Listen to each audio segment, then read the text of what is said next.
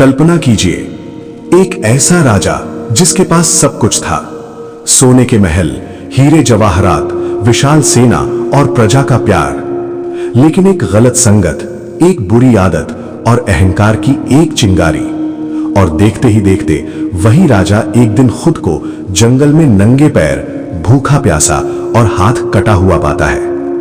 क्या आप जानना चाहेंगे कि ऐसा क्या हुआ जो एक राजा को उसकी ही प्रजा के सामने चोर घोषित करवा दिया? कैसे उसकी रानी, जो कभी रेशम के गद्दों पर सोती थी, आज जेल की सड़ी हुई कोठरी में बंद है? और सबसे बड़ा सवाल, क्या इस जीवन में वाकई न्याय होता है? क्या कर्मों का हिसाब किताब सच में होता है? अगर आपको लगता है कि आपके साथ अन्याय हुआ है, आप बार बार असफल हो रहे हैं या आपका भाग्य ही आपके खिलाफ है, तो ये कहानी सिर्फ आपके लिए है। क्योंकि आज शनिवार के इस पावन दिन हम आपको एक ऐसी दिव्य कथा सुनाने जा रहे हैं जो आपके जीवन का हर कड़वा सच आपके सामने रख देगी। ये कहानी सुनने के बाद आप कभी ये नहीं कहेंगे कि मेरे साथ ही गलत क्यों, क्योंकि ये कहानी आपको सीधे आईने के सामने खड़ा कर देगी। तो अपने मन को शांत कीजिए और इस कथा को अंत तक सुनिए, क्योंकि यहाँ हर पल, हर शब्द आपके भविष्य को बदल सकता है। प्राचीन काल में वैभवन नगरी नामक एक समृद्ध राज्य था। वहां राजा वीरवर सिंह का शासन था। वीरवर सिंह बहुत ही पराक्रमी और प्रजावत्सल राजा थे। उनकी पत्नी रानी श्रद्धा लक्ष्मी स्वरूप थी। वो प्रतिदिन पूजा पाठ करती और दान धर्म में विश्वास रखती थी। लेकिन समय के साथ राजा वीरवर सिंह की संगत कुछ ऐसे राजाओं से हो गई जो केवल भोग विलास में डूबे रहते थे। धीरे धीरे राजा ने मदिरा पान शुरू कर दिया। एक बार शनिवार के दिन जब रानी श्रद्धा ने राजा को शनिदेव की पूजा के लिए बुलाया, तो नशे में चूर राजा ने उन्हें झिड़क दिया। उन्होंने पूजा की थाली को पैर से ठोकर मारते हुए कहा, शनि कौन होता है? ये राजपाट मेरे बाहुबल से मिला है, किसी देवता की दया से नहीं।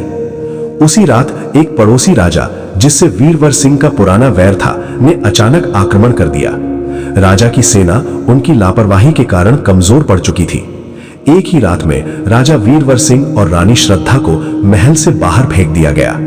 उनके राजसी वस्त्र उतार लिए गए और फटे कपड़े पहनाकर सड़क पर भटकने के लिए छोड़ दिया गया। शुरुआत में राजा का अहंकार टूटने को तैयार नहीं था। उन्होंने रानी को दोष देना शुरू कर दिया। लेकिन जैसे जैसे समय बीता, प्रकृति ने भी उनका साथ छोड़ दिया।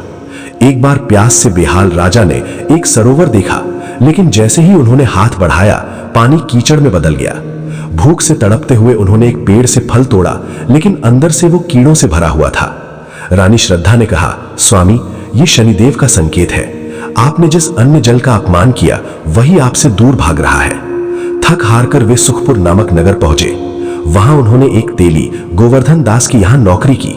राजा को कोल्हू में बैल की जगह खींचना पड़ता और रानी को नगर के सेठ रत्नाकर की हवेली में बर्तन मांजने का काम मिला। एक दिन सेठानी का बहुमूल्य हार गायब हो गया। उस समय कक्ष में केवल रानी श्रद्धा मौजूद थी। बिना किसी सबूत के उन पर चोरी का झूठा आरोप लगा और उन्हें गिरफ्तार कर लिया गया। सेठ रत्नाकर ने राजा वीरवर सिंह को भी पकड़वा दिया। नगर के राजा धर्मेंद्र ने बिना पूरी जांच के फैसला सुना दिया, रानी को कारावास और इस पुरुष के हाथ काट दो, क्योंकि इसने चोरी में साथ दिया। राजा वीरवर सिंह के हाथ कलाई से काट दिए गए और उन्हें जंगल में फेंक दिया गया। वहीं एक दयालु तेली दयालु राम ने उन्हें बचाया और अपने घर ले गए। जब राजा के घाव भरे तो उन्होंने बिना हाथों के ही दयालु राम के कोल्हू पर बैलों को हाँकने का काम संभाल लिया। उनकी दर्द भरी आवाज में गाए गए भजन सुनकर लोग मंत्रमुग्ध हो जाते। इधर रानी श्रद्धा जेल में केवल पानी पीकर शनिदेव की आराधना करती रही। एक रात सेठानी को स्वप्न आया। शनिदेव ने कहा, मूर्ख, तेरा हार दीवार की खूंटी में है। सेठानी ने देखा, लकड़ी की खूंटी धीरे धीरे हार को बाहर उगल रही थी। सेठ और सेठानी पश्चाताप में डूब गए और तुरंत राजा धर्मेंद्र के पास गए। जब वे रानी श्रद्धा को क्षमा मांगने जेल पहुंचे, तो रानी ने कहा, मुझे मेरे पति की चिंता है। सभी लोग राजा वीरवर सिंह को ढूंढते हुए दयालु राम के घर पहुंचे। वहां का दृश्य देखकर सभी स्तब्ध रह गए। राजा वीरवर सिंह खड़े थे और उनके दोनों हाथ पूर्णतः ठीक थे। राजा ने सबको बताया। अमावस की रात शनिदेव प्रकट हुए। उन्होंने कहा कि मेरा अहंकार टूट चुका है और मेरे कष्टों ने मेरे पाप धो दिए हैं। ये कहकर उन्होंने रानी को गले लगा लिया। राजा धर्मेंद्र ने अपनी पूरी सेना राजा वीरवर सिंह को सौंप दी। जब वे वैभव नगरी वापस पहुंचे तो शत्रु राजा भाग खड़ा हुआ। राजा ने सिंहासन पर बैठते ही सबसे पहले मदिरा पर प्रतिबंध लगाया और घोषणा की कि अब हर शनिवार शनिदेव की विशेष पूजा होगी। उन्होंने अपना शेष जीवन धर्मपूर्वक और न्याय से बिताया, कभी अहंकार नहीं किया। दोस्तों, इस कथा से शिक्षा मिलती है कि समय सबसे बलवान है। अहंकार विनाश की जड़ है और सत्कर्म ही मुक्ति का मार्ग। शनिदेव न्याय के देवता हैं। वे किसी को अकारण दंड नहीं देते, वे तो केवल हमें हमारे ही कर्मों का दर्पण दिखाते हैं। जो सुधर जाता है उसे वे फर्श से अर्श तक पहुंचा देते हैं। इसलिए हमेशा धैर्य रखें, ईश्वर पर विश्वास रखें और अच्छे कर्म करते रहें। शनिदेव की कृपा सदा आप पर बनी रहे। जबरदस्त इंट्रो, गंभीर चेतावनी भरी आवाज में, ध्वनि तेज हवा, दूर की बिजली की गड़गड़ाहट। क्या आपने कभी सोचा है कि जीवन में सब कुछ वापस मिल जाने के बाद भी कुछ खो जाता है? कल्पना कीजिए उस राजा और रानी की जिन्होंने इतना कुछ खोया, इतना कष्ट झेला और फिर एक चमत्कार से सब कुछ वापस पा लिया।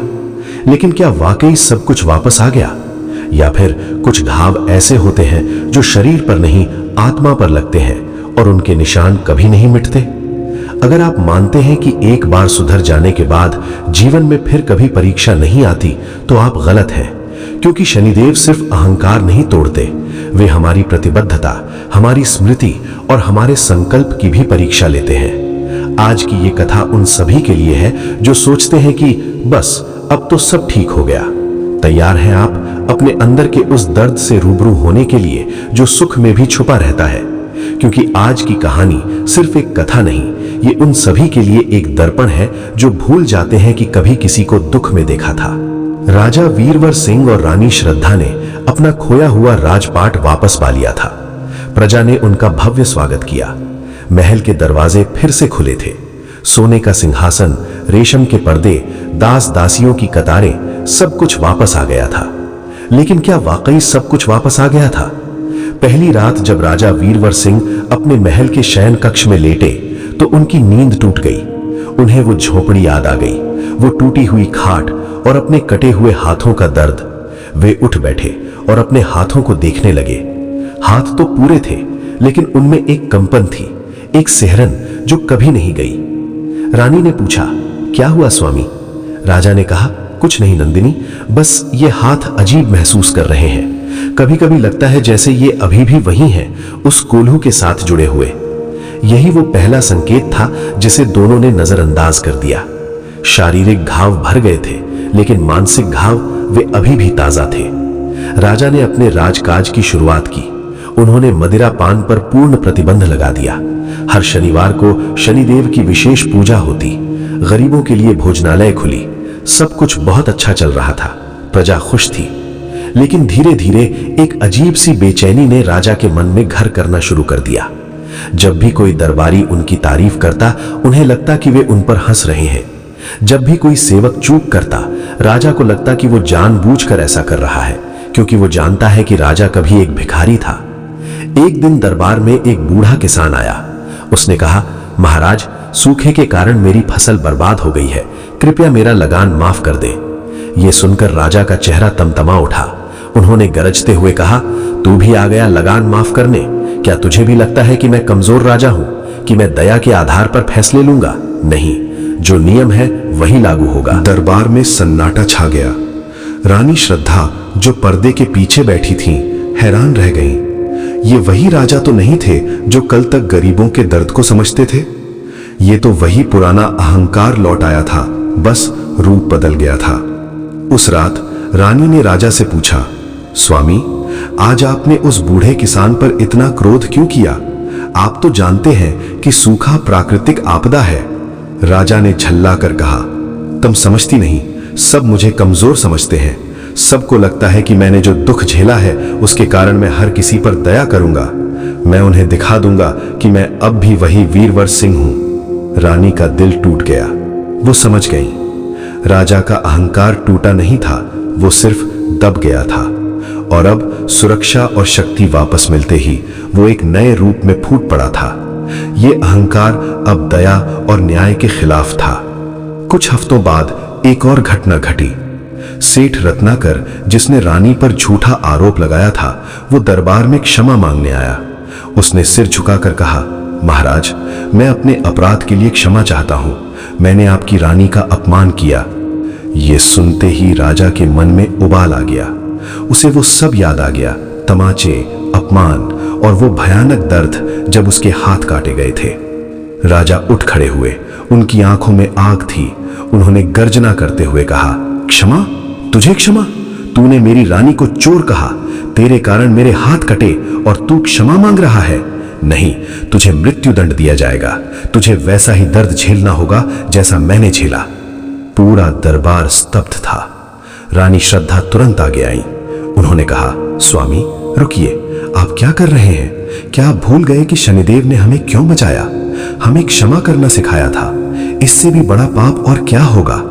लेकिन राजा का क्रोध शांत होने का नाम नहीं ले रहा था। वो चिल्लाए, तुम चुप रहो, ये मेरा न्याय है। जिसने मेरा अपमान किया उसे मैं जीवित नहीं छोड़ूंगा। और फिर वही हुआ जिसका रानी को डर था। राजा के मुंह से निकला, तुम चुप रहो। ये वही शब्द थे जो कभी उस क्रूर राजा चंद्रसेन ने कहे थे जब उसने राजा के हाथ कटवाए थे। राजा वीरवर सिंह खुद ही उसी राह पर चल पड़े थे जिससे वे बचे थे। रानी श्रद्धा ने आंसू पोंछे और बिना एक शब्द कहे दरबार से चली गई। वो सीधे महल के मंदिर में गईं और शनिदेव की मूर्ति के सामने गिर पड़ी। हे प्रभु, वो रोते हुए बोली, ये क्या हो रहा है? हमने सबक नहीं सीखा क्या? क्या हमारा संघर्ष व्यर्थ था? कृपया मेरे पति की बुद्धि को फिर से शुद्ध करें। वो अंधे क्रोध में खुद को ही नष्ट कर लेंगे। उसी रात राजा वीरवर सिंह को एक विचित्र स्वप्न आया। वे फिर से उसी जंगल में थे। उनके हाथ कटे हुए थे। सामने शनिदेव खड़े थे, लेकिन इस बार उनका चेहरा उदास था। शनिदेव बोले, वीरवर, मैंने तुझे दिया सब कुछ वापस, लेकिन तूने क्या किया? तूने उसी अहंकार को पाल लिया जिसे तू तोड़ चुका था। तूने दुख को भुला दिया। तूने क्षमा को त्याग दिया। क्या तू समझता है कि शारीरिक हाथ वापस मिल जाने का मतलब है कि तू सब कुछ वापस पा गया? तेरे मन के हाथ अभी भी कटे हुए हैं। वे दया उठा नहीं सकते, वे क्षमा दे नहीं सकते। राजा ने स्वप्न में ही गिड़गिड़ाना शुरू कर दिया, प्रभु मुझे क्षमा करें, मैं फिर से वही गलती कर रहा हूं। शनिदेव बोले, अब क्षमा मांगने से क्या होगा? तेरी परीक्षा अभी खत्म नहीं हुई है। तुझे फिर से शुरुआत करनी होगी, लेकिन इस बार तेरे पास वो सब होगा जो तूने खोया था। फिर भी तुझे साबित करना होगा कि तूने सच में सीखा है। सुबह जब राजा की आंख खुली तो वो पसीने से भीगे हुए थे। वो तुरंत रानी के पास गए। रानी मंदिर में ही ध्यान मग्न बैठी थी। राजा ने उनके चरण छुए और बोले, श्रद्धा, मैंने एक भयानक गलती की है। मैं फिर से वही बन गया हूं जिससे मैं नफरत करता था। शनिदेव ने मुझे स्वप्न में दर्शन दिए हैं। मुझे फिर से शुरुआत करनी है। रानी ने पूछा, क्या करेंगे आप? राजा ने निश्चय किया, मैं सेठ रत्नाकर को क्षमा करूंगा और सिर्फ इतना ही नहीं, मैं उसे अपना मंत्री बनाऊंगा। ये सुनकर सभी दरबारियों ने विरोध किया। महाराज, ये उचित नहीं, वो आपका अपमान कर चुका है। लेकिन राजा दृढ़ थे, नहीं, यही उचित है, क्योंकि जब मैं निर्दोष होते हुए भी दंड पा सकता हूं, तो जो दोषी है उसे क्षमा क्यों नहीं मिल सकती? यही तो सच्चा न्याय है। और फिर राजा ने वो किया जिसकी किसी ने कल्पना नहीं की थी। उन्होंने सेठ रत्नाकर को न केवल क्षमा किया, बल्कि राजकोष का प्रमुख बना दिया। उन्होंने कहा, तुमने मेरी रानी को चोर कहा, इसलिए अब तुम्हें यह साबित करना होगा कि तुम ईमानदार हो। मेरा सारा धन तुम्हारे हाथ में है। ये देखकर पूरा राज्य हैरान रह गया। लेकिन इसके बाद जो हुआ वो और भी आश्चर्यजनक था। सेठ रत्नाकर, जो एक घमंडी और लालची व्यक्ति था, उसके जीवन में परिवर्तन आ गया। राजा के विश्वास ने उसे बदल दिया। वो राज्य का सबसे ईमानदार और दयालु मंत्री बन गया। लेकिन कहानी यहीं खत्म नहीं हुई। राजा वीरवर सिंह ने एक और महत्वपूर्ण निर्णय लिया। उन्होंने अपने राज्य में एक नया नियम बनाया, दुख की स्मृति दिवस। हर महीने की पहली तारीख को राजा और रानी साधारण वस्त्र पहनते, वे महल छोड़कर जाते और उस झोपड़ी में एक रात बिताते जहां वे रहते थे। वे सादा भोजन करते, पानी भरते और कोल्हू चलाते। सेठ रत्नाकर और अन्य मंत्री भी उनके साथ होते। पहले तो सभी को अजीब लगा, लेकिन धीरे धीरे इस एक रात ने सब कुछ बदल दिया। ये स्मरण राजा को विनम्र बनाए रखता। ये मंत्रियों को याद दिलाता कि सत्ता नशा नहीं, सेवा है, और ये प्रजा को दिखाता कि उनका राजा उनसे जुड़ा हुआ है। दरबार में सन्नाटा छा गया। रानी श्रद्धा जो पर्दे के पीछे बैठी थी हैरान रह गईं। ये वही राजा तो नहीं थे जो कल तक गरीबों के दर्द को समझते थे। ये तो वही पुराना अहंकार लौट आया था, बस रूप बदल गया था। उस रात रानी ने राजा से पूछा, स्वामी, आज आपने उस बूढ़े किसान पर इतना क्रोध क्यों किया? आप तो जानते हैं कि सूखा प्राकृतिक आपदा है। राजा ने झल्ला कर कहा, तुम समझती नहीं, सब मुझे कमजोर समझते हैं। सबको लगता है कि मैंने जो दुख झेला है उसके कारण मैं हर किसी पर दया करूंगा। मैं उन्हें दिखा दूंगा कि मैं अब भी वही वीरवर सिंह हूं। रानी का दिल टूट गया। वो समझ गई राजा का अहंकार टूटा नहीं था, वो सिर्फ दब गया था, और अब सुरक्षा और शक्ति वापस मिलते ही वो एक नए रूप में फूट पड़ा था। ये अहंकार अब दया और न्याय के खिलाफ था।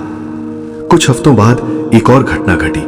सेठ रत्नाकर, जिसने रानी पर झूठा आरोप लगाया था, वो दरबार में क्षमा मांगने आया। उसने सिर झुकाकर कहा, महाराज, मैं अपने अपराध के लिए क्षमा चाहता हूं। मैंने आपकी रानी का अपमान किया। यह सुनते ही राजा के मन में उबाल आ गया। उसे वो सब याद आ गया, तमाचे, अपमान और वो भयानक दर्द जब उसके हाथ काटे गए थे। राजा उठ खड़े हुए। उनकी आंखों में आग थी। उन्होंने गर्जना करते हुए कहा, क्षमा? तुझे क्षमा? तूने मेरी रानी को चोर कहा, तेरे कारण मेरे हाथ कटे और तू क्षमा मांग रहा है? नहीं, तुझे मृत्यु दंड दिया जाएगा। तुझे वैसा ही दर्द झेलना होगा जैसा मैंने झेला। पूरा दरबार स्तब्ध था। रानी श्रद्धा तुरंत आगे आई।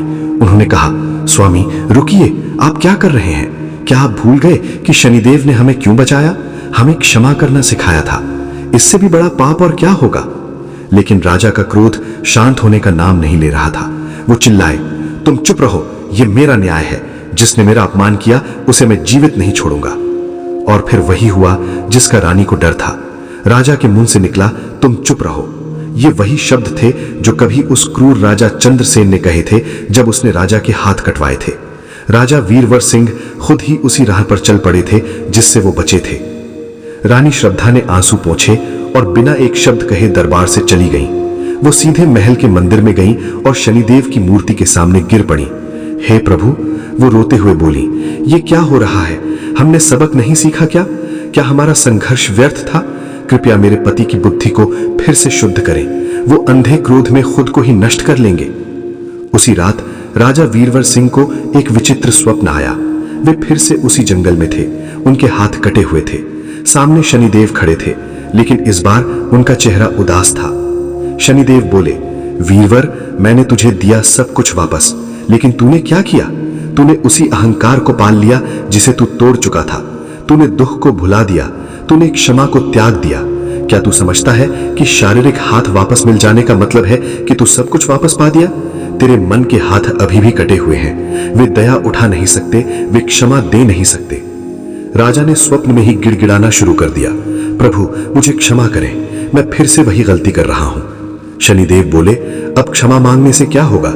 तेरी परीक्षा अभी खत्म नहीं हुई है। तुझे फिर से शुरुआत करनी होगी, लेकिन इस बार तेरे पास वो सब होगा जो तूने खोया था। फिर भी तुझे साबित करना होगा कि तूने सच में सीखा है। सुबह जब राजा की आंख खुली तो वो पसीने से भीगे हुए थे। वो तुरंत रानी के पास गए। रानी मंदिर में ही ध्यानमग्न बैठी थी। राजा ने उनके चरण छुए और बोले, श्रद्धा, मैंने एक भयानक गलती की है। मैं फिर से वही बन गया हूं जिससे मैं नफरत करता था। शनिदेव ने मुझे स्वप्न में दर्शन दिए हैं। मुझे फिर से शुरुआत करनी है। रानी ने पूछा, क्या करेंगे आप? राजा ने निश्चय किया, मैं सेठ रत्नाकर को क्षमा करूंगा, और सिर्फ इतना ही नहीं, मैं उसे अपना मंत्री बनाऊंगा। यह सुनकर सभी दरबारियों ने विरोध किया, महाराज ये उचित नहीं, वो आपका अपमान कर चुका है।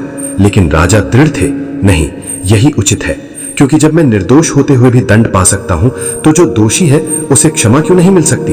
यही तो सच्चा न्याय है। और फिर राजा ने वो किया जिसकी किसी ने कल्पना नहीं की थी। उन्होंने सेठ रत्नाकर को न केवल क्षमा किया बल्कि राजकोष का प्रमुख बना दिया। उन्होंने कहा, तुमने मेरी रानी को चोर कहा, इसलिए अब तुम्हें यह साबित करना होगा कि तुम ईमानदार हो। मेरा सारा धन तुम्हारे हाथ में है। यह देखकर पूरा राज्य हैरान रह गया। लेकिन इसके बाद जो हुआ वो और भी आश्चर्यजनक था। सेठ रत्नाकर, जो एक घमंडी और लालची व्यक्ति था, उसके जीवन में परिवर्तन आ गया। राजा के विश्वास ने उसे बदल दिया। वो राज्य का सबसे ईमानदार और दयालु मंत्री बन गया। लेकिन कहानी यहीं खत्म नहीं हुई। राजा वीरवर सिंह ने एक और महत्वपूर्ण निर्णय लिया। उन्होंने अपने राज्य में एक नया नियम बनाया, दुख की स्मृति दिवस।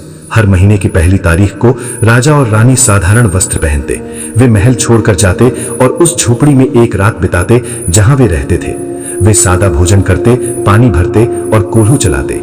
सेठ रत्नाकर और अन्य मंत्री भी उनके साथ होते। पहले तो सभी को यह अजीब लगा, लेकिन धीरे धीरे इस एक रात ने सब कुछ बदल दिया। ये स्मरण राजा को विनम्र बनाए रखता। ये मंत्रियों को याद दिलाता कि सत्ता नशा नहीं, सेवा है, और ये प्रजा को दिखाता कि उनका राजा उनसे जुड़ा हुआ है। एक दिन दयालु राम, वो बूढ़ा तेली जिसने राजा की जान बचाई थी, दरबार में आया। राजा ने उसे देखते ही सिंहासन छोड़ दिया और उसके चरण छुए। बाबा, आपने मुझे नया जीवन दिया।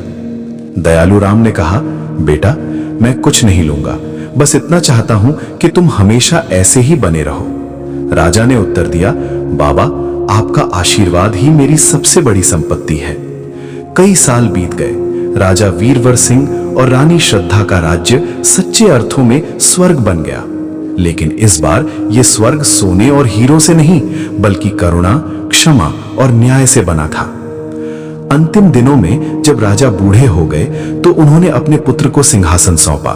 उपदेश देते हुए उन्होंने कहा, बेटा, याद रखना, सत्ता तुम्हारा अधिकार नहीं, ईश्वर की ओर से एक जिम्मेदारी है। कभी भी उन लोगों को मत भूलना जो दुख में है, क्योंकि तुम भी वहीं थे। और अगर तुम भूल गए तो शनिदेव तुम्हें याद दिलाने आएंगे। और ऐसे ही एक राजा जिसने दुख और सुख दोनों देखे, उसने सिखाया कि सच्ची विजय दुश्मन पर नहीं, अपने अंदर के अहंकार पर होती है। और सच्चा राजपाट धरती पर नहीं, लोगों के दिलों पर होता है। दोस्तों, ये कथा हमें दो महत्वपूर्ण सबक सिखाती है। पहला, दुख में मिले सबक को सुख में भूलना नहीं चाहिए। दूसरा, सच्चा सुधार तब होता है जब हम न केवल अपने दुख को याद रखें, बल्कि दूसरों के दुख को समझें और क्षमा का हाथ बढ़ाएं। शनिदेव की कृपा से हम सभी अपने अंदर के राजा को जगा सकते हैं। वो राजा जो दया से शासन करता है, न्याय से फैसला लेता है और क्षमा से दिल जीतता है। क्या कभी ऐसा हुआ है कि आपकी एक अच्छी आदत, एक पवित्र संकल्प समय के साथ महज एक रस्म बनकर रह गया हो? कल्पना कीजिए उस राजा और रानी की जिन्होंने इतना कष्ट झेलकर दुख की स्मृति दिवस जैसी अनोखी परंपरा शुरू की थी। लेकिन क्या उनके बाद भी ये परंपरा उसी भावना से जीवित रही, या फिर ये भी एक ढोंग बनकर रह गई? आज की कहानी उन सभी के लिए है जो सोचते हैं कि बुजुर्गों द्वारा बनाई गई परंपराएं बस कर्मकांड है। ये कहानी उस युवा राजकुमार की है जिसने अपने पिता के अंतिम शब्दों को सिर्फ कहानी समझा। और ये कहानी शुरू होती है जहां पिछली कहानी खत्म हुई थी, एक नए युग की शुरुआत में। अध्याय 1, नए राजा का अहंकार। राजकुमार अमित सिंह अब राजा बन चुके थे। वीरवर सिंह ने अपना शरीर त्याग दिया था और रानी श्रद्धा भी कुछ वर्षों बाद उनके पीछे चली गई थी। अमित सिंह युवा, बलशाली और प्रतिभाशाली थे। उन्होंने अपने पिता की कहानियां सुन रखी थी। वो भिखारी बनने की कथा, हाथ कटने की पीड़ा और चमत्कारिक वापसी की गाथा। लेकिन एक समस्या थी। अमित सिंह ने ये कहानियां सिर्फ कहानियां समझी थी। उनके लिए ये पुराने जमाने के उपदेश थे जो आज के आधुनिक युग में फिट नहीं बैठते थे। वो सोचते थे, पिताजी महान थे, लेकिन उनका जमाना अलग था। आज शक्ति और रणनीति से काम चलता है, भावनाओं और स्मृति दिवसों से नहीं। पहले कुछ साल तो उन्होंने परंपरा का निर्वाह किया। हर महीने की पहली तारीख को वो साधारण वस्त्र पहनकर उस झोपड़ी में जाते जहां उनके माता पिता ने शरण ली थी। लेकिन उनका मन वहां नहीं लगता था। वो कोल्हू चलाने को बेकार का श्रम समझते, सादा भोजन को अपमान। एक दिन उनके वृद्ध मंत्री सेठ रत्नाकर, अब बहुत बूढ़े हो चुके थे, ने कहा, महाराज, कल स्मृति दिवस है, तैयारी पूरी है। राजा अमित सिंह ने ऊबते हुए कहा, मंत्री जी, क्या ये सब आज भी जरूरी है? ये तो एक प्रतीकात्मक रस्म बनकर रह गई है। हमारे पास राज्य चलाने के लिए वास्तविक समस्याएं हैं, सीमा पर खतरा, व्यापार की चुनौतियां। सेठ रत्नाकर की आंखें भर आईं। महाराज, ये रस्म नहीं, राज्य की नींव है। ये वो दर्पण है जो हमें हमारा असली चेहरा दिखाता है।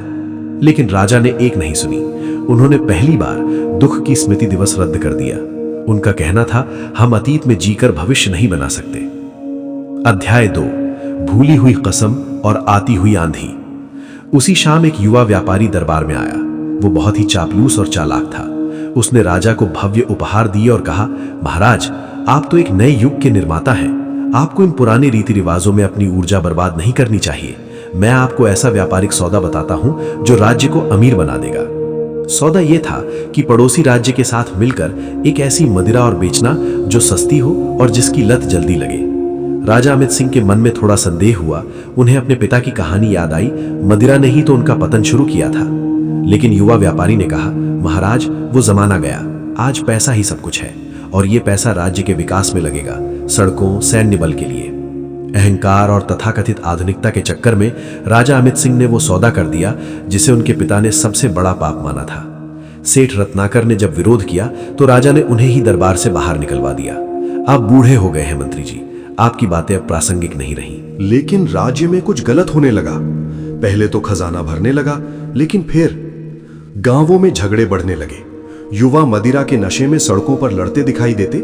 किसान खेती छोड़ने लगे और एक दिन वही पड़ोसी राजा जिसके साथ सौदा हुआ था, उसने अचानक व्यापारिक शर्तें तोड़ दी और 2 गुनी मांग रख दी।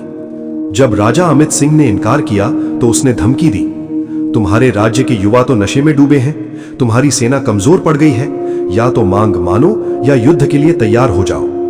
राजा अमित सिंह पहली बार घबराए। उन्होंने सेना का निरीक्षण किया तो पता चला कि बहुत से सैनिक भी उसी सस्ती मदिरा के आदी हो चुके हैं। राज्य की नींव खोखली हो चुकी थी और तभी उन्हें अपने पिता के अंतिम शब्द याद आए, अगर तुम भूल गए तो शनिदेव तुम्हें याद दिलाने आएंगे। अध्याय 3, शनिदेव की नई परीक्षा। युद्ध छिड़ गया। राजा अमित सिंह की सेना बुरी तरह हार रही थी। एक रात पराजय की खबर सुनकर वो महल की छत पर अकेले खड़े थे। तभी अचानक आकाश में बादल घिराए, बिजली कड़की और एक झोंके में छत का दीपक बुझ गया। अंधेरे में एक कर्कश आवाज सुनाई दी, कैसा लग रहा है महाराज तेरा आधुनिक युग? राजा ने घबराकर पूछा, कौन हो तुम? आवाज ने कहा, मैं वही हूं जिसे तूने एक पुरानी कहानी समझा। तेरे पिता ने जिस दर्द से सीखा तूने उसे ठुकरा दिया। तूने ना सिर्फ परंपरा भूली बल्कि उस पाप को भी अपनाया जिसने तेरे परिवार को तबाह किया था। ये शनिदेव की प्रचंड मूर्ति नहीं थी, ये उनकी वक्र दृष्टि का प्रतिबिंब था, एक अदृश्य भयानक उपस्थिति जो केवल आवाज और प्रकोप के रूप में थी। लेकिन मैंने तो राज्य को समृद्ध बनाना चाहा, राजा ने बचाव में कहा। आवाज गरजी, झूठ, तूने अपने अहंकार को समृद्ध बनाना चाहा। तेरे पास सबक था, परंपरा थी, मार्गदर्शन था, लेकिन तूने अहंकार में उसे तुच्छ जाना। अब देख तेरा राज्य कैसे डगमगा रहा है। ये युद्ध नहीं, तेरे कर्मों का फल है। राजा जमीन पर गिर पड़ा। प्रभु मुझे क्षमा करें, मुझे एक मौका दे, मैं सब कुछ सुधार दूंगा। आवाज ने कहा, क्षमा? तेरे पिता ने जब क्षमा मांगी थी तब वो एक अपंग भिखारी था। तू अभी भी सिंहासन पर बैठा है। तेरी परीक्षा अभी शुरू हुई है। तुझे जाना होगा वहां जहां से तेरे पिता की यात्रा शुरू हुई थी, और इस बार कोई चमत्कार तेरे लिए इंतजार नहीं कर रहा। अध्याय 4, वापसी उसी मोड़ पर। अगली सुबह राजा अमित सिंह ने अपने आप को महल के बाहर पाया। उनके राजसी वस्त्र गायब थे। उन्होंने साधारण कपड़े पहन रखे थे। उनकी जेब में एक पैसा नहीं था और उनके हाथ में एक टूटा हुआ कोल्हू का हिस्सा था जिस पर खुदा था, शुरुआत यहीं से होती है। यह दंड नहीं, एक निर्देश था। शनिदेव उन्हें सिखाना चाहते थे कि जो सबक पीढ़ियों से मिला, अगर उसे भुला दिया गया तो हर पीढ़ी को फिर से शून्य से शुरुआत करनी पड़ती है। भटकते हुए वो उसी सुखपुर नगर में पहुंचे जहां उनके पिता ने काम किया था। गोवर्धन दास और दयालु राम अब इस दुनिया में नहीं थे, लेकिन उनके पोते वहां रहते थे। राजा ने एक तेली के यहां नौकरी मांगी। तेली ने उन्हें घूर कर देखा। तुम तो शिक्षित और ताकतवर दिखते हो, मगर हाथ नर्म है, कोल्हू चला सकोगे? राजा ने कहा, मैं सीख लूंगा। लेकिन पहले दिन ही कोल्हू का भारी डंडा उठाते ही उनकी कमर में ऐंठन आ गई। उन्हें एहसास हुआ कि दुख की स्मृति दिवस पर वो जो आधे अधूरे मन से कोल्हू चलाते थे, असली मेहनत उससे कहीं ज्यादा कठिन थी। अध्याय 5, गुप्त संदेश और भटकता राजकुमार। इधर राज्य की हालत बिगड़ती जा रही थी। सेठ रत्नाकर के पोते विक्रम, जो अब एक युवा मंत्री थे, ने गुप्त रूप से राजा अमित सिंह को ढूंढना शुरू किया। उन्हें विश्वास था कि राजा जीवित है और ये शनिदेव की ही एक लीला है। विक्रम ने एक चाल चली। उन्होंने राज्य में ये अफवाह फैला दी कि जो कोई भी टूटे हुए कोल्हू के निशान वाले व्यक्ति को ढूंढ कर लाएगा उसे इनाम दिया जाएगा। ये संदेश सुखपुर तक पहुंचा। राजा अमित सिंह ने यह बात सुनी। एक पल के लिए उनका मन ललचाया, क्या वापस लौटने का यह रास्ता है? लेकिन फिर उन्हें अपने पिता की आवाज याद आई। शुरुआत यहीं से होती है। उन्होंने समझ लिया कि यदि वो इस इनाम के लिए पहचाने गए तो ये उनकी परीक्षा में धोखा होगा। उन्होंने चुपचाप अपना कोल्हू का टुकड़ा छुपा दिया और नगर छोड़कर और दूर चले गए। ये उनका पहला सही निर्णय था, लालच पर विजय पाना। अध्याय 6, नए रूप में पुराने शत्रु। भटकते भटकते वो एक दूसरे नगर विशालगढ़ में पहुंचे। वहां एक बड़ा व्यापारी था, सेठ सोमदत्त। दरअसल ये वही युवा व्यापारी था जिसने राजा अमित सिंह को मदिरा का सौदा दिखाया था, लेकिन अब वो दाढ़ी बढ़ा लेने और नाम बदलने के कारण अजनबी लग रहा था।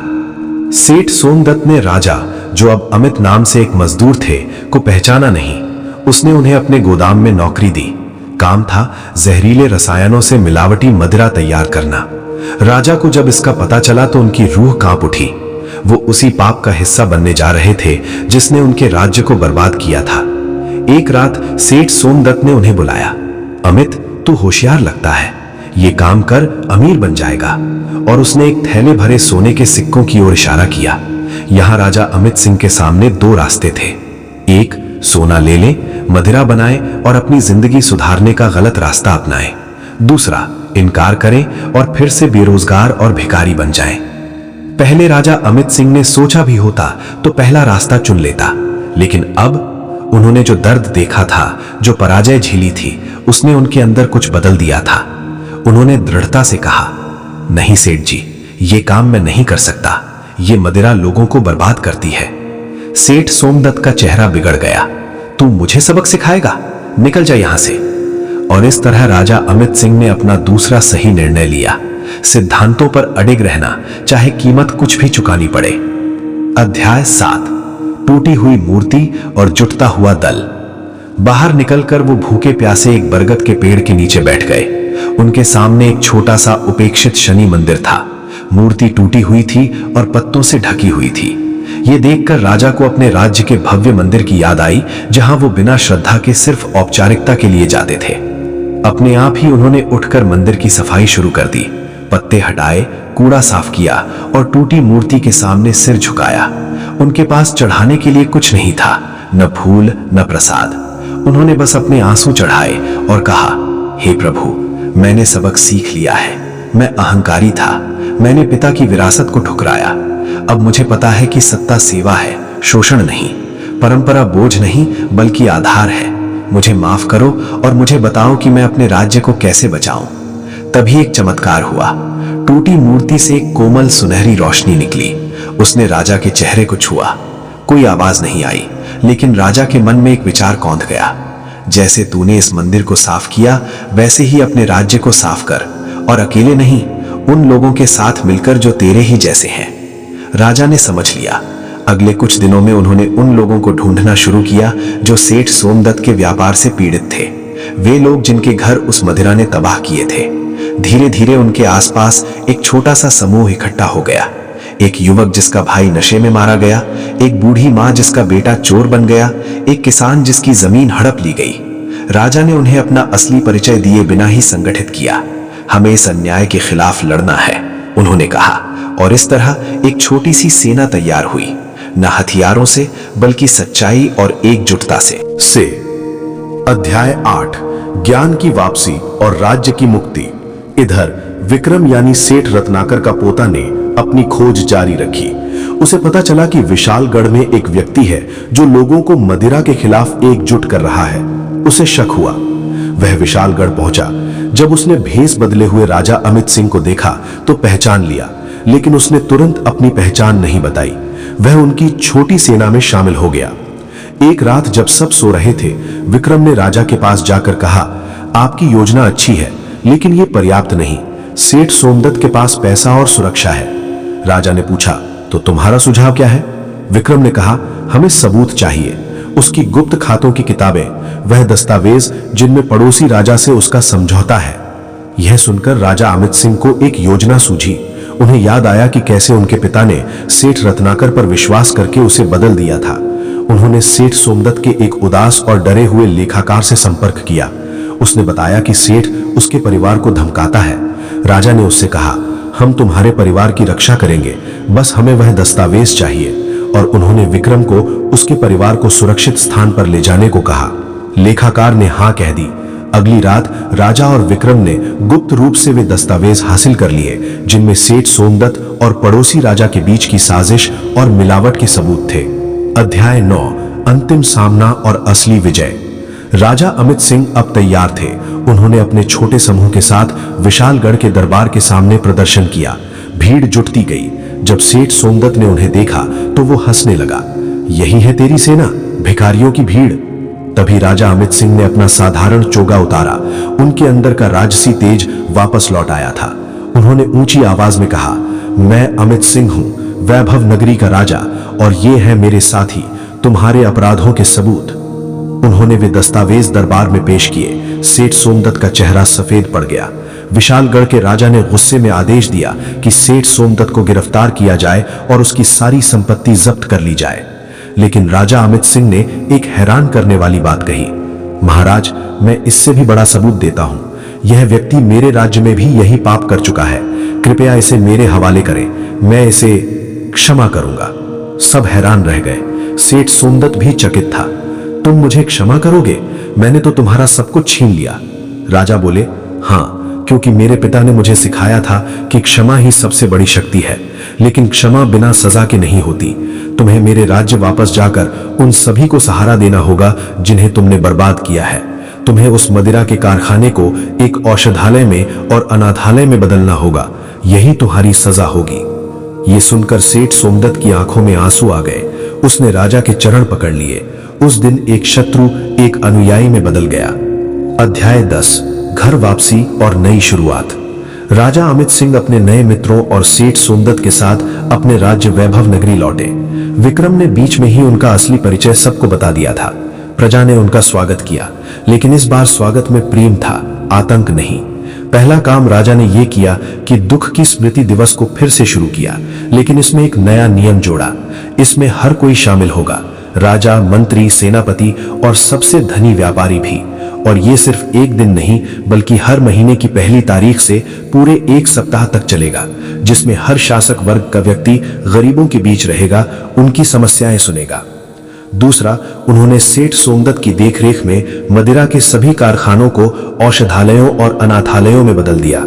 तीसरा और सबसे महत्वपूर्ण, उन्होंने एक जनता का दरबार शुरू किया हर शनिवार को, जहां कोई भी व्यक्ति बिना किसी डर के अपनी बात रख सकता था। कहानी का अंत एक नए संकल्प के साथ होता है। राजा अमित सिंह अपने पुत्र को गोद में लेकर उस टूटे हुए कोल्हू के टुकड़े के सामने खड़े हैं, जो अब राजमहल के मुख्य हॉल में एक पवित्र प्रतीक के रूप में रखा गया है। वो अपने पुत्र से कहते हैं, बेटा, ये कोल्हू हमारे परिवार की सबसे बड़ी धरोहर है। ये याद दिलाता है कि हम कहां से आए हैं। इसे कभी मत भूलना, क्योंकि जो अपना इतिहास भूल जाता है उसे शनिदेव याद दिलाने आते हैं, और उनकी याद दिलाने की विधि बहुत कठिन होती है। क्या आपने कभी सोचा है कि हमारे बाद भी हमारा असर कैसे रह जाता है? जब राजा अमित सिंह बूढ़े होने लगे तो उनके मन में एक डर घर कर गया। क्या उनका पुत्र राजकुमार राघव वो गलतियां दोहराएगा जो उन्होंने युवावस्था में की थी, या क्या वो विरासत को बचा पाएगा? पर कहानी तब और दिलचस्प हो जाती है जब हम समझते हैं कि शनिदेव का न्याय सीधा नहीं होता। कभी कभी वो एक पूरी पीढ़ी की परीक्षा लेते हैं ताकि उसके बाद कई पीढ़ियां सुरक्षित रहें। ये कहानी उस टूटे कोल्हू के प्रतीक के बारे में है, जो एक पवित्र चीज से एक शापित विरासत में कैसे बदलने लगा। और ये उस युवा राजकुमारी की कहानी है जिसने पाया कि कभी कभी सबक सीखने के लिए आपको पूरे इतिहास को फिर से जीना पड़ता है। शनिदेव का न्याय, पाठ 2, मुहालिक, जीवन चक्र। शनिदेव का न्याय सीधा नहीं होता। कभी कभी वो एक पूरी पीढ़ी की परीक्षा लेते हैं ताकि उसके बाद कई पीढ़ियां सुरक्षित रहें। ये कहानी उस टूटे कोल्हू के प्रतीक के बारे में है, जो एक पवित्र चीज से एक शापित विरासत में कैसे बदलने लगा। और ये उस युवा राजकुमारी की कहानी है जिसने पाया कि कभी कभी सबक सीखने के लिए आपको पूरे इतिहास को फिर से जीना पड़ता है। भाग 1, राजपाठ और एक रहस्यमयी चेतावनी। कई वर्ष बीत गए थे। राजा अमित सिंह अब वृद्ध हो चले थे। उनके पुत्र राजकुमार राघव युवा और प्रतिभाशाली थे, लेकिन उनमें एक अजीब सी बेचैनी थी। उन्हें लगता था कि दुख की स्मृति दिवस और टूटा कोल्हू उनके दादा के समय की बातें हैं। वो नई तकनीक, नए विचारों में विश्वास रखते थे। एक दिन राजा अमित सिंह ने राघव को बुलाया। महल के गुप्त कक्ष में उन्होंने एक लकड़ी का पुराना संदूक खोला। उसमें वो टूटा कोल्हू का टुकड़ा रखा था जिस पर शुरुआत यहीं से होती है खुदा था। उसके बगल में एक और चीज थी, एक काला पत्थर चमकता हुआ जिसमें से एक अजीब सी ऊर्जा निकल रही थी। क्या है पिताजी? राघव ने पूछा। ये वो पत्थर है जो मुझे उस टूटे मंदिर में मिला था जहां शनिदेव ने मुझे मार्ग दिखाया था, राजा ने कहा। लेकिन इसे छूना मत, ये कोई साधारण पत्थर नहीं है। मेरे गुरु ने कहा था कि ये शनि का आईना है। ये उसे दिखाता है जो व्यक्ति वास्तव में है, उसके सबसे गहरे डर और सबसे छिपे अहंकार को। राघव ने उत्सुकता से पत्थर की ओर हाथ बढ़ाया, लेकिन राजा ने रोक दिया। नहीं, जब तक तुम पूरी तरह तैयार नहीं हो इसे नहीं छूना। इसने मेरी जान बचाई थी, लेकिन इसने मुझे मेरे सामने वो सब भी दिखाया था जो मैं नहीं बनना चाहता था। उस रात राघव को नींद नहीं आई। उसकी जिज्ञासा जाग उठी थी। क्या सच में कोई पत्थर किसी का भविष्य दिखा सकता है? उसने सोचा, शायद ये सब पुराने लोगों का भ्रम है। आज के युग में ऐसी चीजों की क्या जरूरत? लेकिन राजा अमित सिंह जानते थे कि उनका बेटा तैयार नहीं है। उन्होंने एक योजना बनाई। उन्होंने राघव को राज्य का दौरा करने भेजा, लेकिन एक शर्त के साथ। हर जगह तुम्हें टूटे कोल्हू वाले लोग ढूंढने होंगे, वो लोग जिन्होंने दुख देखा है और उससे उबरकर दूसरों की मदद कर रहे हैं। भाग 2, दौरे का रहस्य और 3 टूटे कोल्हू। राजकुमार राघव ने दौरा शुरू किया। पहले शहर में उनकी मुलाकात एक बुजुर्ग कारीगर मास्टर विश्वकर्मा से हुई। उनकी दुकान के बाहर एक टूटा कोल्हू लटका हुआ था। ये क्यों लटकाया है? राघव ने पूछा। विश्वकर्मा ने कहा, महाराज, ये मेरे पिता का है। वो भी एक तेली थे। इस कोल्हू ने हमें पाला। जब मैंने कारीगरी सीखी तो मैंने इसे तोड़ने की सोची, लेकिन मेरे पिता ने कहा, इसे तोड़ना मत, ये याद दिलाएगा कि हम कहां से आए हैं। और सच कहूं, जब भी मैं घमंड करने लगता हूं, ये कोल्हू मुझे विनम्र बना देता है। दूसरे गांव में राघव ने एक युवा महिला डॉक्टर आशा को देखा जो गरीबों का मुफ्त इलाज कर रही थी। उसके क्लिनिक के पीछे भी एक टूटा कोल्हू पड़ा था। यह आपके पास क्यों है? राघव ने पूछा। आशा ने जवाब दिया, महाराज, मेरे पिता इसी कोल्हू को चलाकर मुझे पढ़ाया। एक दिन वो बीमार पड़ गए। हमारे पास इलाज के पैसे नहीं थे। तब एक डॉक्टर ने मुफ्त में उनका इलाज किया। उस दिन मैंने ठान लिया कि मैं डॉक्टर बनूंगी। ये कोल्हू मुझे याद दिलाता है कि मेरी डिग्री सिर्फ मेरी नहीं, उन सब की है जिन्होंने मुझे यहां तक पहुंचाया। तीसरे शहर में राघव की मुलाकात एक पूर्व सैनिक वीरेंद्र से हुई जो युद्ध में अपना पैर खो चुका था। उसकी दुकान के ऊपर भी एक टूटा कोल्हू टंगा था। ये आपने क्यों लगाया? राघव ने पूछा। वीरेंद्र बोला, महाराज, युद्ध के बाद मैं टूट गया था। मैंने आत्महत्या तक सोच ली थी। तब मुझे ये कोल्हू एक कूड़ेदान में मिला। मैंने इसे ठीक करने की कोशिश की। इसे ठीक करते करते मुझे एहसास हुआ कि जिस तरह ये कोल्हू टूटा हुआ था पर फिर भी काम आ सकता था, उसी तरह मैं भी। आज मैं दूसरे विकलांग सैनिकों को प्रशिक्षण देता हूं। ये कोल्हू हमारी प्रेरणा है। इन 3 मुलाकातों ने राघव के मन पर गहरा असर डाला। उसे समझ आया कि टूटा कोल्हू सिर्फ एक प्रतीक नहीं था, ये लोगों की जिंदगी बदलने की शक्ति था। लेकिन अभी भी उसे लगता था कि ये सब भावनात्मक बातें हैं। उसे ठोस सबूत चाहिए था। जब राघव महल लौटा तो उसे एक बुरी खबर मिली। उसके पिता राजा अमित सिंह अचानक बीमार पड़ गए थे। वैद्यों ने कहा, यह कोई साधारण बीमारी नहीं है। ऐसा लगता है जैसे उनकी जीवन शक्ति धीरे धीरे खत्म हो रही है। राजा ने राघव को अपने पास बुलाया। मेरा समय पूरा हो रहा है बेटा, लेकिन मुझे एक डर सता रहा है। मैंने शनि के आईने का गलत इस्तेमाल किया होगा। मैंने इसे सिर्फ अपने लिए इस्तेमाल किया, अपने डर देखने के लिए, लेकिन शायद मैंने इसे और गहराई में नहीं देखा। क्या मतलब पिताजी? राघव ने पूछा। मैंने सोचा था कि मैंने अपने अहंकार पर जीत पा ली है, लेकिन इस पत्थर ने मुझे एक और सच दिखाया। मेरा अहंकार अब विनम्रता के अहंकार में बदल गया है। मैं खुद को बहुत विनम्र समझने लगा था। मैंने सोचा कि मैंने सब कुछ सीख लिया। ये मेरी सबसे बड़ी गलती थी। राजा ने एक लंबी सांस ली। इस पत्थर को मैंने एक तावीज की तरह रख लिया, लेकिन ये तावीज नहीं, एक दर्पण है, और जो कोई इसे तावीज समझकर रखता है उसकी विरासत को ये शापित कर देता है। मैंने तुम्हारे लिए ये शाप छोड़ दिया है राघव, मुझे माफ करना। ये कहते हुए राजा अमित सिंह ने अपनी आखिरी सांस ली। पूरा राज्य शोक में डूब गया। लेकिन असली समस्या अब शुरू हुई।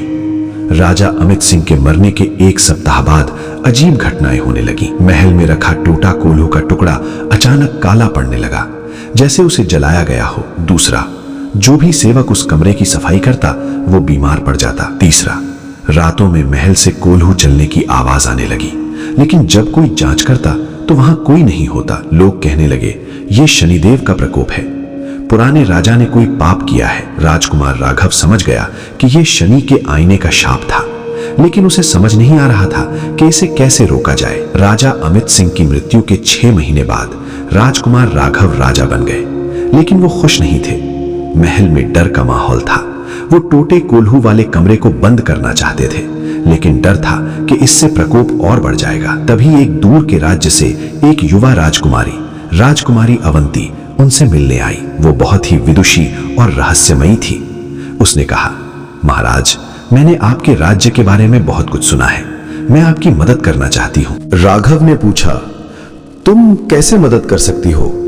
अवंती ने जवाब दिया, मेरे पिता एक महान ज्योतिषी थे। उन्होंने मुझे कर्म भूमि का रहस्य सिखाया है।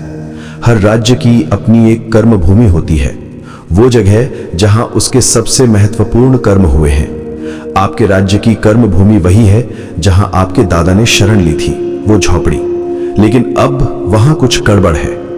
राघव ने पहले तो उसकी बातों पर विश्वास नहीं किया, लेकिन जब अवंती ने उसे शनि के आईने के बारे में बिना बताए ही सब कुछ बता दिया तो वो चकित रह गया। तुम्हें यह सब कैसे पता? राघव ने पूछा। अवंती ने कहा, क्योंकि ये पत्थर मेरे पिता ने ही आपके पिता को दिया था और उन्होंने गलती की थी। उन्होंने आपके पिता को यह नहीं बताया था कि इस पत्थर को केवल तभी छूना चाहिए जब आप उस सच को स्वीकार करने के लिए तैयार हो जो ये दिखाएगा। आपके पिता ने इसे स्वीकार तो किया, लेकिन फिर इसे छुपा दिया। ये पत्थर अब अपना काम पूरा करना चाहता है। राघव ने पूछा, तो अब क्या करें? अवंती ने कहा, हमें 3 टूटे कोल्हू वाले लोगों को ढूंढना होगा जो आपकी यात्रा के दौरान मिले थे, और हमें उन्हें वापस उस झोपड़ी में ले जाना होगा। वहां शनि का आईना अपना असली रूप दिखाएगा। भाग 5, 4 यात्रियों की शुरुआत। राजकुमार राघव, राजकुमारी अवंती और तीनों टूटे कोल्हू वाले लोग, मास्टर विश्वकर्मा, डॉक्टर आशा और सैनिक वीरेंद्र ने उस झोपड़ी की यात्रा शुरू की जहां राजा वीरवर सिंह ने शरण ली थी। रास्ते में अवंती ने सबको समझाया, ये कोल्हू सिर्फ लकड़ी के टुकड़े नहीं हैं, ये कर्म के प्रतीक है। जब कोई व्यक्ति दुख से उभरकर दूसरों की मदद करता है तो उसका कर्म एक ऊर्जा बन जाती है। ये कोल्हू उस ऊर्जा को संजोए हुए हैं। जब वे झोपड़ी पहुंचे तो वहां एक अजीब सी शांति थी। झोपड़ी अब भी वैसी ही थी, लेकिन उसके आसपास का वातावरण बदला हुआ था। पेड़ों के पत्ते मुरझा गए थे और जमीन सूखी थी। अवंती ने निर्देश दिया, अपने अपने कोल्हू को झोपड़ी के 3 कोनों में रख दो। जब तीनों कोल्हू रखे गए तो एक चमत्कार हुआ। तीनों कोल्हू से एक हल्की सुनहरी रोशनी निकलने लगी। ये रोशनी झोपड़ी के बीचों बीच इकट्ठा होने लगी। तभी राघव ने वो शनि का आईना पत्थर निकाला, जो अब और ज्यादा काला और भारी लग रहा था। जैसे ही उसने उसे रोशनी के बीच में रखा, एक भयानक घटना घटी। पत्थर से एक काला धुआं निकलने लगा जो हवा में घूमकर एक आकृति बनाने लगा। ये आकृति थी राजा अमित सिंह की, लेकिन उनका चेहरा विकृत था, आंखों में पश्चाताप था। आकृति बोली, राघव, मुझे माफ करना। मैंने इस पत्थर का गलत इस्तेमाल किया। मैंने इसे अपनी शक्ति बनाने की कोशिश की। मैंने सोचा कि मैंने सब कुछ सीख लिया है, लेकिन मैंने सबसे बड़ा सबक नहीं सीखा। कोई भी इंसान पूरी तरह नहीं सीख सकता। सीखना एक निरंतर प्रक्रिया है। राघव ने पूछा, पिताजी, ये सब क्या है? आप यहां कैसे? आकृति ने जवाब दिया, मेरी आत्मा इस पत्थर में फंस गई है, क्योंकि मैंने अपने अहंकार को पूरी तरह नहीं छोड़ा। मैं चाहता था कि तुम मेरी विरासत को बिना सवाल किए स्वीकार करो। ये मेरा अंतिम अहंकार था, और अब इस शाप के कारण पूरे राज्य को खतरा है। भाग 6, शाप से मुक्ति और नई शुरुआत। अवंती ने कहा, इस शाप को तोड़ने का एक ही तरीका है। राजकुमार राघव, आपको इस पत्थर को छूना होगा और आपको वो सब देखना होगा जो ये दिखाना चाहता है। लेकिन चेतावनी, ये दर्दनाक होगा। आपको अपने पिता के सारे दुख, सारे डर, सारे अहंकार को महसूस करना होगा। राघव डर गया, लेकिन फिर उसने तीनों टूटे कोल्हू वाले लोगों को देखा जो शांति से खड़े थे। उन्होंने इतना दुख झेला था, फिर भी वे मुस्कुरा रहे थे। उसने हिम्मत जुटाई और पत्थर को छू लिया। जैसे ही उसने पत्थर छुआ, उसे एक तीव्र झटका लगा। उसने अपनी आंखें बंद कर ली और फिर उसे दिखाई दिया। वो अपने पिता के रूप में था। वो महसूस कर रहा था वो सब कुछ जो उसके पिता ने महसूस किया था। भटकने का दर्द, हार का अपमान, वापसी की खुशी और फिर वो अहंकार जो विनम्रता के छद्म रूप में आ गया था। उसे एहसास हुआ कि उसके पिता ने कभी खुद को पूरी तरह माफ नहीं किया था। उन्होंने हमेशा अपनी पुरानी गलतियों को याद रखा, लेकिन उसे एक बोझ की तरह ढोते रहे। ये बोझ ही शनि के आईने में फंस गया था। राघव ने आंखें खोली। उसकी आंखों में आंसू थे। उसने कहा, पिताजी, मैं आपको माफ करता हूं और मैं वादा करता हूं कि मैं आपकी गलतियां नहीं दोहराऊंगा। मैं ना तो आपकी विरासत को बिना सवाल स्वीकार करूंगा, ना ही उसे पूरी तरह ठुकराऊंगा। मैं इसे समझूंगा। ये शब्द सुनते ही काली आकृति धीरे धीरे हल्की होने लगी। पत्थर से निकलने वाला काला धुआं साफ होने लगा और फिर आखिरी बार राजा अमित सिंह की आवाज सुनाई दी, धन्यवाद बेटा, अब मैं शांति से जा सकता हूं। याद रखना, विरासत बोझ नहीं, एक जिम्मेदारी है, और जिम्मेदारी का मतलब अंधा अनुसरण नहीं बल्कि सचेतन विकास है। आकृति गायब हो गई। पत्थर अब सामान्य लग रहा था और तीनों कोल्हों से निकलने वाली सुनहरी रोशनी पूरी झोपड़ी में फैल गई, जैसे उसे शुद्ध कर रही हो। भाग 7, नया संकल्प और एकता की नींव। महल लौटने के बाद राजा राघव ने एक नया निर्णय लिया। उन्होंने दुख की स्मृति दिवस को बदल दिया। अब यह विरासत और विकास दिवस कहलाएगा। इस दिन 3 काम होंगे। पहला, राज परिवार और मंत्री उस झोपड़ी में जाएंगे और उस इतिहास को याद करेंगे। फिर वे उन 3 लोगों से मिलेंगे जिनसे राघव मिले थे, और ऐसे ही और लोगों से, ताकि वे समझ सकें कि विरासत सिर्फ महल में नहीं, जनता के बीच भी जीवित है। और आखिर में एक नई शुरुआत की जाएगी, एक नया प्रोजेक्ट जो पुरानी शिक्षाओं को नए तरीके से लागू करेगा। राजकुमारी अवंती राज्य में ही रह गई।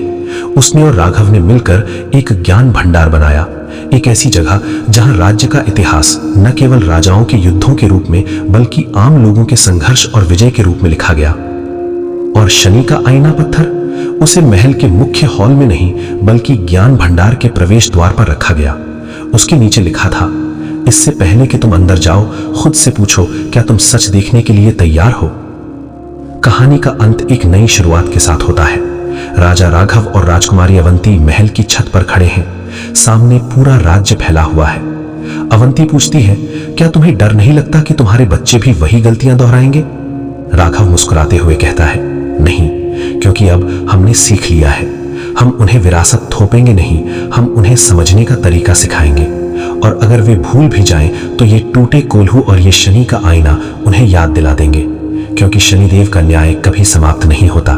वो बस एक नई पीढ़ी को नई शिक्षा देने का इंतजार करता है। क्या आपने कभी सोचा है कि हमारे बाद भी हमारा असर कैसे रह जाता है? जब राजा अमित सिंह बूढ़े होने लगे तो उनके मन में एक डर घर कर गया। क्या उनका पुत्र राजकुमार राघव वो गलतियां दोहराएगा जो उन्होंने युवावस्था में की थी, या क्या वो विरासत को बचा पाएगा? पर कहानी तब और दिलचस्प हो जाती है जब हम समझते हैं कि शनिदेव का न्याय सीधा नहीं होता। कभी कभी वो एक पूरी पीढ़ी की परीक्षा लेते हैं ताकि उसके बाद कई पीढ़ियां सुरक्षित रहें। ये कहानी उस टूटे कोल्हू के प्रतीक के बारे में है जो एक पवित्र चीज से एक शापित विरासत में कैसे बदलने लगा। और ये उस युवा राजकुमारी की कहानी है जिसने पाया कि कभी कभी सबक सीखने के लिए आपको पूरे इतिहास को फिर से जीना पड़ता है। भाग 1, राजपाट और एक रहस्यमयी चेतावनी। कई वर्ष बीत गए थे। राजा अमित सिंह अब वृद्ध हो चले थे। उनके पुत्र राजकुमार राघव युवा और प्रतिभाशाली थे, लेकिन उनमें एक अजीब सी बेचैनी थी।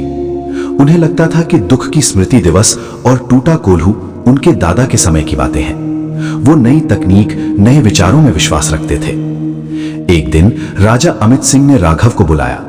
महल के गुप्त कक्ष में उन्होंने एक लकड़ी का पुराना संदूक खोला। उसमें वो टूटा कोल्हू का टुकड़ा रखा था जिस पर शुरुआत यहीं से होती है खुदा था। उसके बगल में एक और चीज थी, एक काला पत्थर चमकता हुआ जिसमें से एक अजीब सी ऊर्जा निकल रही थी। ये क्या है पिताजी? राघव ने पूछा। ये वो पत्थर है जो मुझे उस टूटे मंदिर में मिला था, जहां शनिदेव ने मुझे मार्ग दिखाया था। लेकिन इसे छूना मत, ये कोई साधारण पत्थर नहीं है। मेरे गुरु ने कहा था कि ये शनि का आईना है। ये उसे दिखाता है जो व्यक्ति वास्तव में है, उसके सबसे गहरे डर और सबसे छिपे अहंकार को। राघव ने उत्सुकता से पत्थर की ओर हाथ बढ़ाया, लेकिन राजा ने रोक दिया। नहीं, जब तक तुम पूरी तरह तैयार नहीं हो, इसे नहीं छूना। इसने मेरी जान बचाई थी, लेकिन इसने मुझे मेरे सामने वो सब भी दिखाया था जो मैं नहीं बनना चाहता था। उस रात राघव को नींद नहीं आई। उसकी जिज्ञासा जाग उठी थी। क्या सच में कोई पत्थर किसी का भविष्य दिखा सकता है? उसने सोचा, शायद ये सब पुराने लोगों का भ्रम है।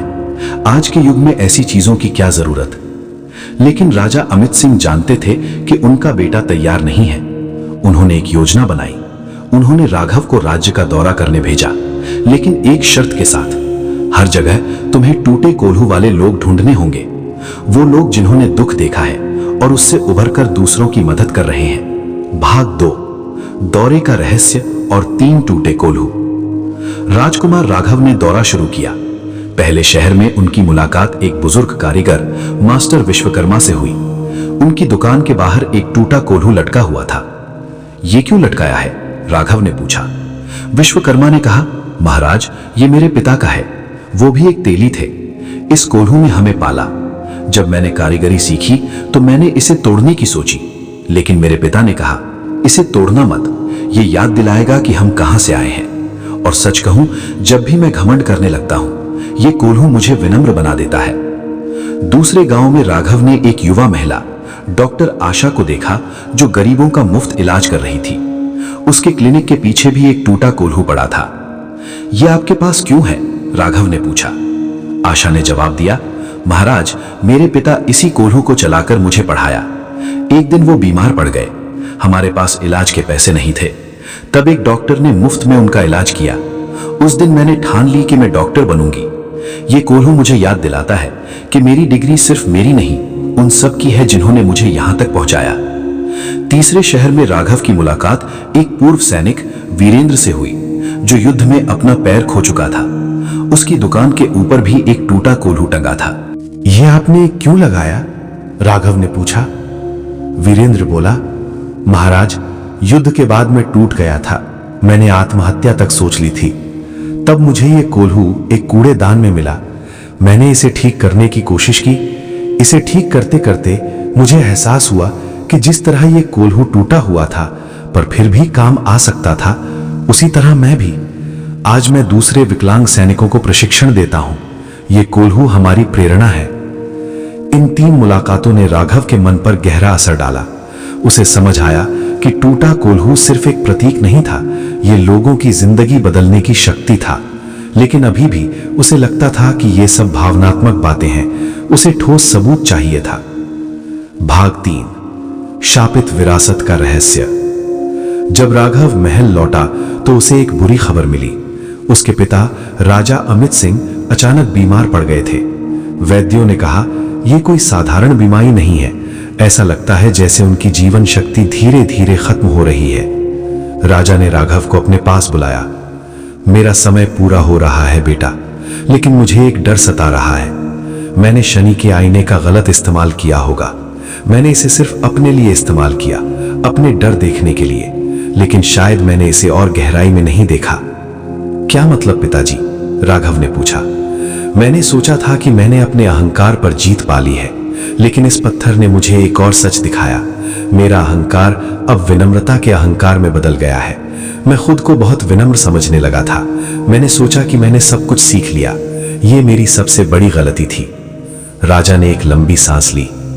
इस पत्थर को मैंने एक ताबीज की तरह रख लिया, लेकिन यह ताबीज नहीं, एक दर्पण है, और जो कोई इसे ताबीज समझकर रखता है, उसकी विरासत को यह शापित कर देता है। मैंने तुम्हारे लिए यह शाप छोड़ दिया है राघव, मुझे माफ करना। यह कहते हुए राजा अमित सिंह ने अपनी आखिरी सांस ली। पूरा राज्य शोक में डूब गया। लेकिन असली समस्या अब शुरू हुई। राजा अमित सिंह के मरने के 1 सप्ताह बाद अजीब घटनाएं होने लगी। पहली, महल में रखा टूटा कोल्हू का टुकड़ा अचानक काला पड़ने लगा, जैसे उसे जलाया गया हो। दूसरी, जो भी सेवक उस कमरे की सफाई करता वो बीमार पड़ जाता। तीसरी, रातों में महल से कोल्हू चलने की आवाज आने लगी, लेकिन जब कोई जांच करता तो वहां कोई नहीं होता। लोग कहने लगे, ये शनि देव का प्रकोप है, पुराने राजा ने कोई पाप किया है। राजकुमार राघव समझ गया कि ये शनि के आईने का शाप था, लेकिन उसे समझ नहीं आ रहा था कि इसे कैसे रोका जाए। भाग 4, राजकुमारी का आगमन और एक नई आशा। राजा अमित सिंह की मृत्यु के 6 महीने बाद राजकुमार राघव राजा बन गए, लेकिन वो खुश नहीं थे। महल में डर का माहौल था। वो टूटे कोल्हू वाले कमरे को बंद करना चाहते थे, लेकिन डर था कि इससे प्रकोप और बढ़ जाएगा। तभी एक दूर के राज्य से एक युवा राजकुमारी अवंती उनसे मिलने आई। वो बहुत ही विदुषी और रहस्यमयी थी। उसने कहा, महाराज, मैंने आपके राज्य के बारे में बहुत कुछ सुना है। मैं आपकी मदद करना चाहती हूँ।